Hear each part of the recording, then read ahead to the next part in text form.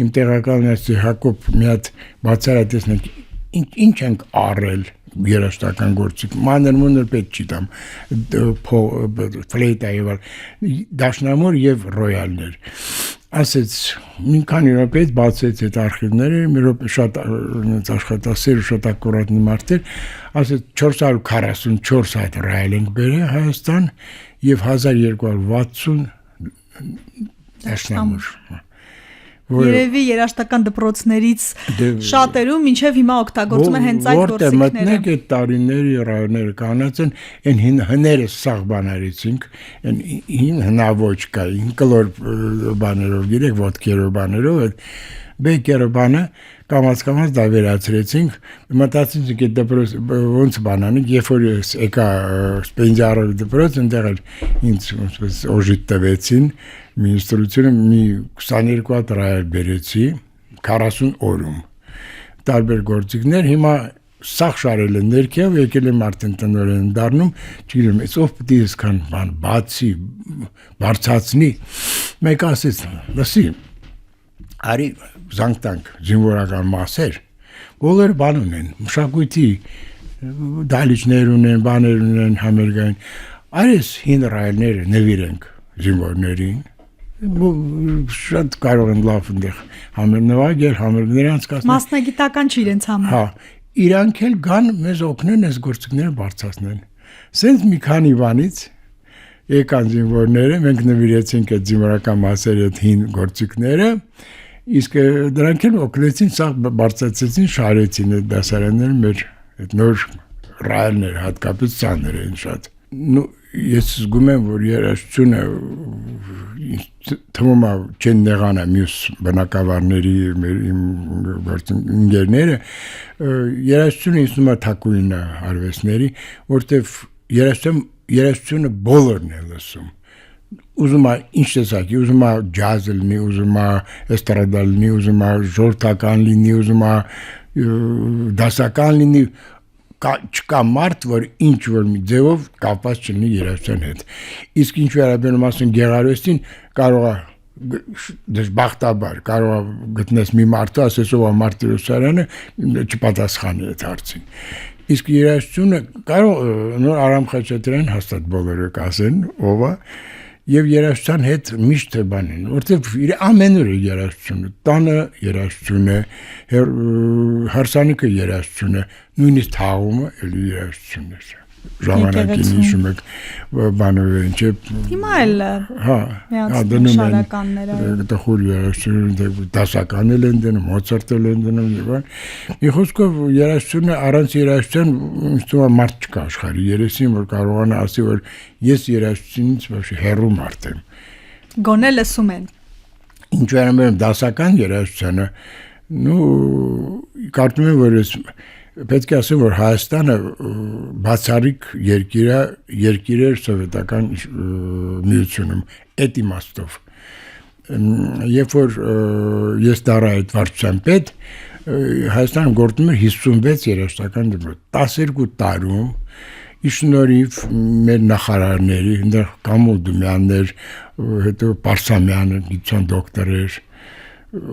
նրանց օրոք եւ Մոսկվայի բավականին բարի ներդրումով, համաձայնությամբ, Հայաստանում բացեցինք ուղիղ 100 դպրոց։ Կրկնակի ավելացավ։ Դրանց մեջ ուրեմն ավարտեցինք երաժշտականները, բոլոր շրջկենտրոններում մեծ գյուղերում եւ այլն, անցանք արվեստի դպրոցների, երաժշտական եւ գեղարվեստ։ Հետո առանձին գեղարվեստի դպրոցներ բացեցինք շատ տեղերում։ Մի խոսքով բավական մեծ լուսավորության շրջան է եղել։ Հա, Մոսկվան լավ ֆինանսավորում։ Դե Մոսկվայում փոքր պետություն է, այդ գումարը այդքան մեծ չէր էլի։ 1 միլիոն տային կամ 2 միլիոն։ Ես կարծում եմ միշտ չի որ գումարի խնդիրն է, այլև կարևորելու։ Այո։ Դե պետք է ասեմ, որ բոլորն էլ ոչ մեկը չէր խանգարում, շատ մեծ բան էին, այսպես օգնություն էին ցուցաբերում։ Երաժշտությունը ձեր կյանքում ինչ տեղ ունի։ Երաժշտությունը իմ կյանքում կյանքի իմաստն է եղել, կյանքիս ամբողջ զբաղմունքը եղել։ Ճիշտ է, մի 30 տարի ես մանկավարժության հետ զբաղվել եմ եւ վարչական աշխատանքով։ 3 տարի եղել եմ Սարեջյանի անվան երաժշտական դպրոցի տնօրեն, այնուհետև եղել եմ 13 տարի մշակույթի նախարարության էլի վարչության պետ ուսումնական հաստատությունների էլի զբաղվում եմ երաժշտական արվեստի, գեղարվեստի դպրոցներով, դրանից հետո 15 տարի Սպենդիարյանի դպրոցն եմ ղեկավարել, խոսքով, բայց երբեք չեմ թողել մանկավարժությունը, միշտ աշխատել եմ կամ Ռոմանոս Մելիքյանի ուսումնարանում, կամ Սպենդիարյանի դպրոցում, կամ Չայկովսկու դպրոցում, կոնսերվատորիա միշտ։ Տասնամյակներ շարունակ սերունդների հետ շփվել եք, ինչ եք տեսնում։ Գնալով արվեստին ավելի տաղանդավոր երեխաները շատանում են, ավելի սեր կա դեպի արվեստ, ավելի հակումներ, թե Երեք 90-ականներից երբ որ պատերազմ բան սկսվեց, իհարկե շատ փոխվեց այդ, երբ որ լույս չկար, ջերուցում չկար բան, օրինակ ես Սպենդիարը հիշում եմ, դարել էր 1000 աշակերտից իջել էր մինչև 300-350, իսկ հիմա ես այնտեղ գնացել եմ հարցրեց ես ինչքան այսօր, ասեց էլի այնքան ինչքան ձեր օրոք էր, էլի նորից գալիս են, նորից սերը սկսվել է, դե այնտեղ շատ լավ պայմաններ են, լավ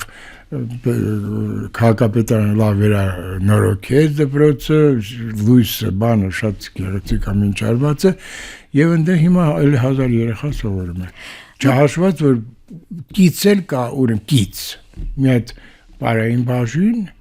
եւ գեղարվեստի բաժին կա նույնիսկ։ Էդ էլ այտենց սիրողական այո, որ մարդը երբ որ տարիքում երբ ուզենա հնարավորություն ունի։ Մնաց մասնագիտական երաժշտական դպրոց, որին կից գործում է նաև ցանկացողները գալիս են այդ երկու մասնագիտություններով սովորում։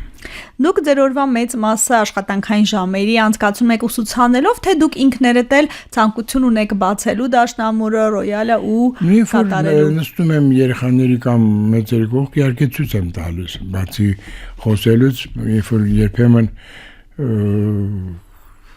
ցուցադրում ես ինչ ես ուզում, ինչ ձայնով ես ուզում, ինչ բնույթ ես բացադրում, իհարկե ցույց եմ տալի։ Մատները նույն ճարպկությամբ նվագում են։ Հա։ Սիրում են երեխաները, դասի գալիս են լավ։ Դուք ասացիք, որ երաժշտությամբ զբաղվող երեխաները տարբերվում են ու նույնիսկ էքսպերիմենտ էի կարել, դրա մասին պատմեք։ Երբ որ մշակույթի նախարարությունը աշխատում էի, մի անգամ ենք Ալավերդի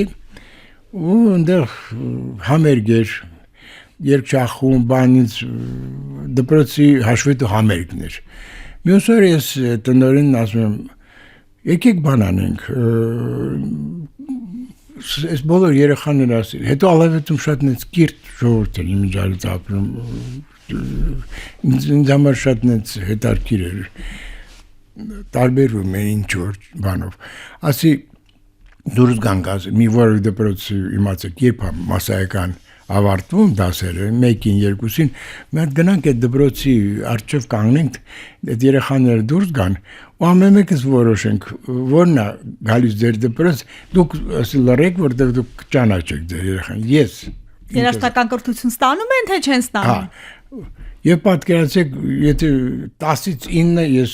ճիշտ որոշեցի դեմքերով, իրանց պահվածքով, իրանց աչքերով, չգիտեմ, եւ այլն, ճիշտ որոշեցի, որ դրանք սովորում են երաժշտական դպրոցում։